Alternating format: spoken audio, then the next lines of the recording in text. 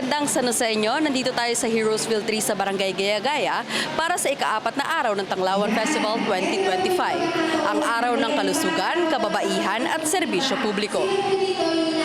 Kabilang ang lahat sa pagdiriwang ng 10th Tanglawan Festival, maging ang mga ina nagsisilbing tanglaw ng lungsod.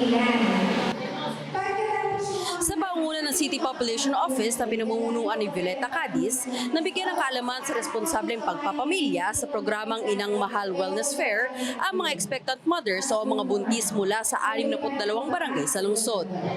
Nilalayan ng programa na ihanda ang mga buntis sa espetong pisikal, mental at emosyonal bago ang kanilang panganganak.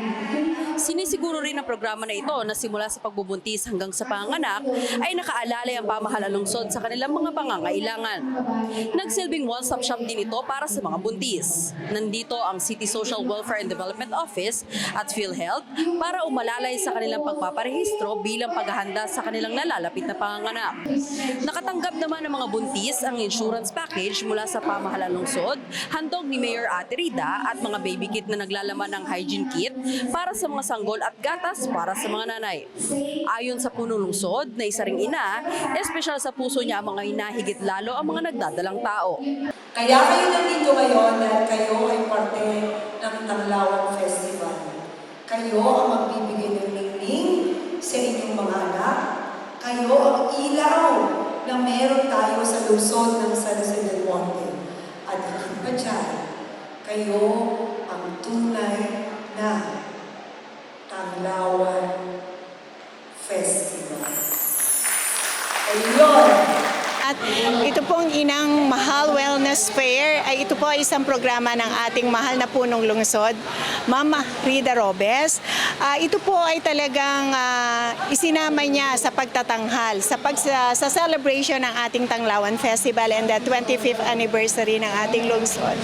Gusto po niya kasi na lahat ng mga buntis, sa simula pa lang ng kanilang pagbubuntis hanggang sa maipanganak, ay maalagaan sila ng local government unit, saka through her na lahat po ng mga assistance na pwede nating ibigay sa mga buntis ay makapanganak sila ng healthy, walang sakit.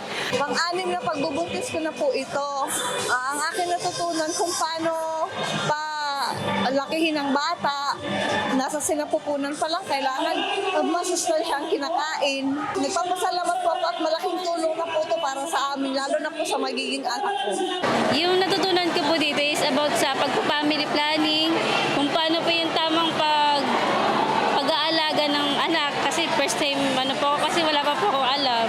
Tapos hindi ko po in-expect na may bibigyan po kami ng kit, baby kit, yan. Papasalamat po kay Mayor, kay Kong po.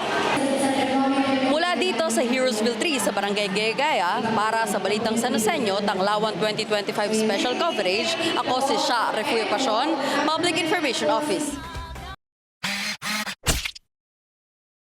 Yan ang mga kaganapan at detalyeng dapat alam mo sa San Joseño. Para sa napapanahong balita at impormasyon, doble aksyon at solusyon, mag-subscribe na sa official social media pages ng pamahalaang lungsod ng San Jose del Monte, Bulacan. Maraming salamat, Arya San Joseño.